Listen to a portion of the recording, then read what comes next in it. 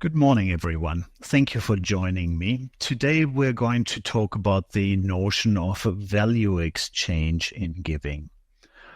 A lot has changed in that space over the last 20, 30 years, and it's even very different from different countries, whether we're talking about Korea, Germany, or North America. There was an interesting article about giving a few years ago in a newspaper, and it talked about the notion that the philosopher Immanuel Kant said, I think it's the 16th or 17th century, that you should only give for pure reasons. That is typically assumed to be the altruistic reasons that we give for.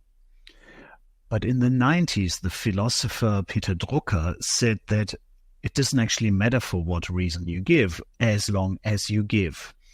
And I think that shows exactly what has changed in giving, where we had to come from this pure notion of giving, and often it was religiously based, to this notion of, well, it can be good for everyone and an interesting experience for everyone. Now, with donor drivers, when we developed donor drivers about 20 years ago, we did that for the St. Vincent's Health Group, first of all, because we worked on their brand development. And we found that there is just no needs model in that space.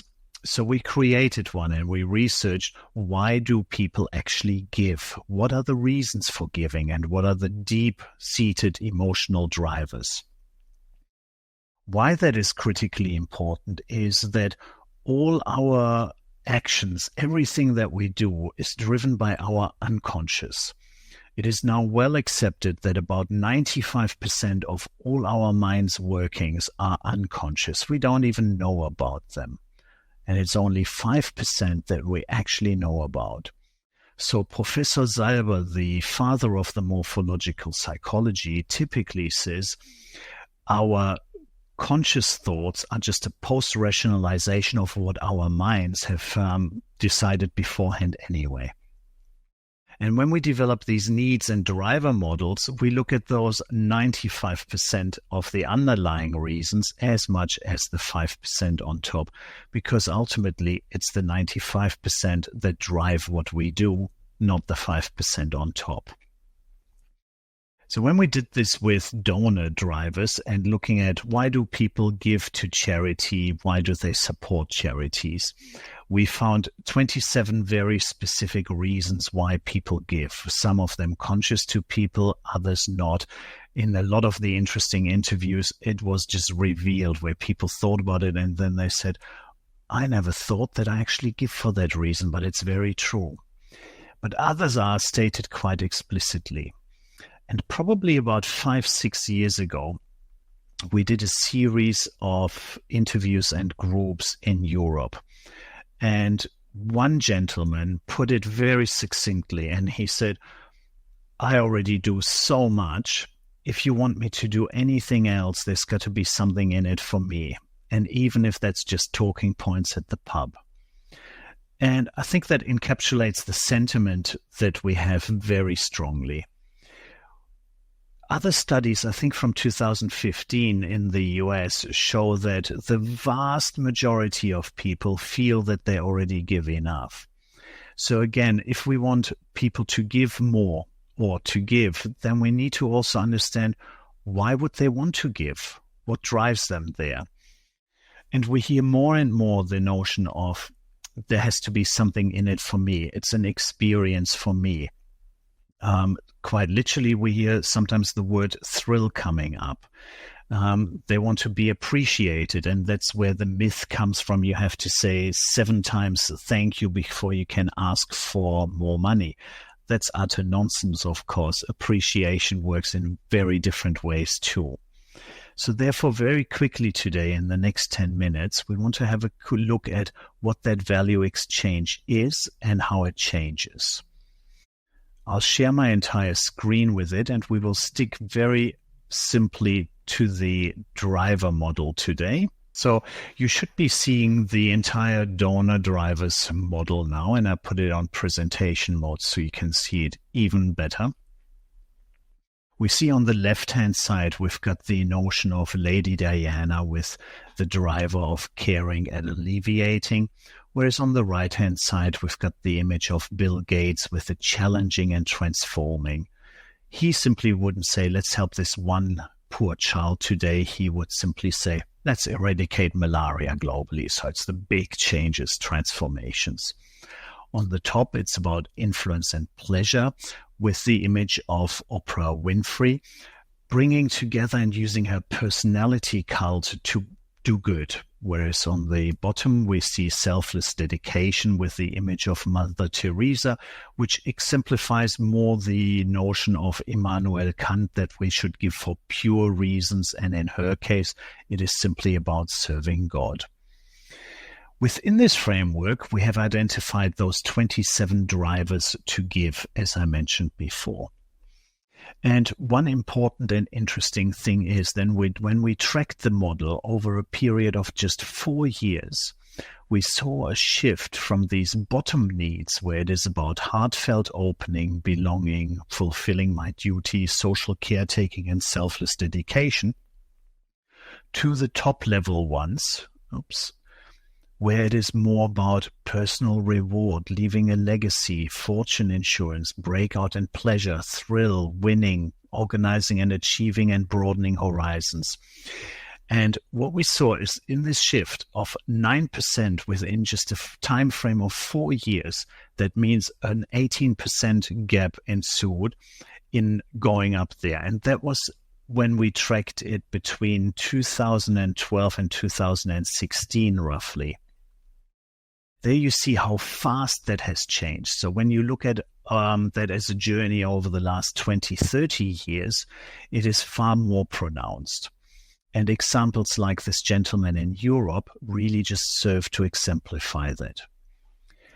We always do a little bit of a quiz with our new clients. And when we quantify donor drivers with our clients, we often do the survey with them internally to see what they think are the important needs for their donors. One of the questions we always ask is, what percentage of people strongly agree that they have the driver of heartfelt opening, which is, if I see someone suffer, I can't help but help? The answer is typically very high.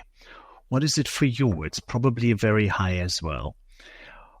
People say around the 80% mark, and that's quite correct. As a global average, we're looking at somewhere around the 80 to 85% to tick the top 2 boxes when asked whether they have the driver of heartfelt opening and giving. And then we take the polar opposite and we ask about thrill. Donating can or should also be a thrilling experience. And we ask our clients, how strongly do you think your donors and prospects agree to that notion? What percentage ticks the top 2 boxes for the thrill driver? The answers sometimes vary, but most of the time, clients would say it's somewhere around the 20-30% mark. However, we had one client last week in North America where they quite rightly said, actually, they think it's probably quite big, around the 70%. And that's quite correct. It is about 75% as a global average that do say that getting a thrill out of giving is important to them. And very interestingly, it's not different people. The person who says that heartfelt opening is a big driver for them also says that getting a thrill out of giving is a big driver for them. And that's why we're talking very often about needs. These are the hygiene needs, and we call them often the ticket to play, or in North America, they call them the table stakes needs, which are the needs that you absolutely have to fulfill as a charity. However, they're not differentiating. They do not provide a proper value exchange with your donors and therefore don't create an added value. These are the needs that most charities, at least most established charities, already fulfill and fulfill at a very decent level. That means also that most of their brands are positioned around these areas, whereas we're not fulfilling the self-directed or value exchange drivers. If you think about it as a different image, you can think about it as a burger. We've got the typical things like the meat patty and the bun of the burger, which we could say are heartfelt opening, social caretaking, giving back. But then to create value and create that pleasure and make it a Big Mac and not just a run-of-the-mill burger, that's where you need to have the wonderful American gooey cheese. You need to have the pickles to make it more interesting, and you certainly need to have the magic sauce that rounds it all up. And therefore, when we talk about it, sometimes quite frivolously, we talk about creating a value burger, because these needs are not opposite to each other. They're not exclusive to each other, but we're using them to create layers of value that help the donor to make the decision to donate to you, to donate more to you, and in fact, to donate continuously to you. As human beings, we're actually incredibly adept at doing these things and combining them with each other. When you think about your eating coming from the Big Mac, then it is that with our children, we already hide the vegetables, let's say, in a pancake. And so we again already start to use these principles even in those experiences. We also had huge paradigm shifts in other aspects. I'm now in my mid-50s, and when I grew up, cough syrup tasted horribly. And the notion was, it's got to taste bad to be good for you. When my children grew up, cough syrup already tasted like lolly water, and they asked for it. So we have lost the notion that it's got to taste bad to be good for you, but cough syrup can help you and taste good. And we see that in many other food and beverage categories, that we're now combining these effects, where it is not just one or the other. It can be both of these aspects combined. So therefore, it is really important when we talk about the value exchange to look at what value is it that our donors want to get out of it. Is it that they want to get appreciation out of it? And that's not just the thank yous. The appreciation can actually be just talking points with others to then be appreciated by peers for what I'm doing. And in fact, another global study from another company showed that that is a huge segment. It can be that I've got the feeling that if I do good, then good comes to me as well. There was from an example with Elif, one of our European respondents, where she was getting married and her mother in Turkey donated a lamb to give to the poor. And that apparently makes then for a good marriage and a happy marriage.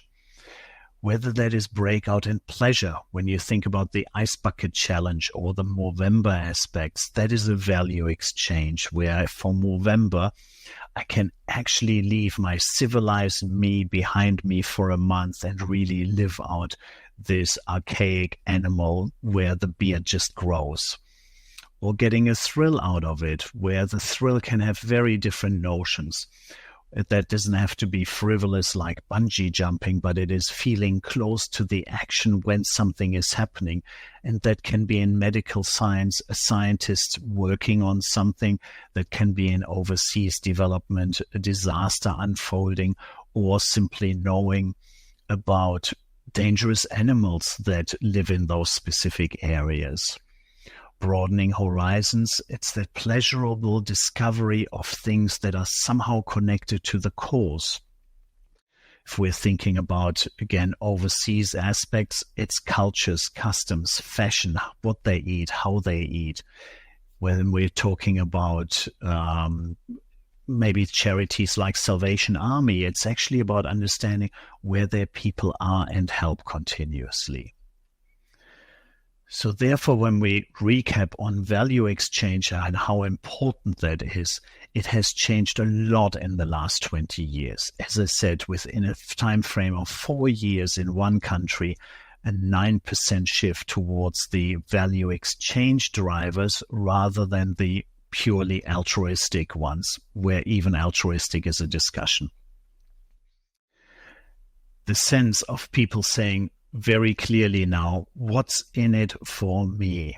If you want me to give more, then there's got to be something in it for me, and even if it's just talking points at the pub. With donor drivers, you know exactly which of those drivers are important to your audiences and which ones you can fulfill as the needs that are the hygiene factors, the table stakes you have to fulfill, and you can see how strongly you do that. But you can also see with the driver analysis what provides that added value of the Big Mac, the gooey cheese, the pickles, and the magic sauce to really create that differentiation and added value that makes it a pleasure for people to give to you. If you have any more questions about that, go to donordrivers.com, or even easier, just get in touch with us. My name is Stefan Grafe, and I'm the CEO of Mext Consulting, and we develop donor drivers. And you can simply get in touch with me with stefan.grafe, Grafe, at mextconsulting.com. Or if you go to the Mext Consulting website, my email address is there as well. Thank you for joining me today.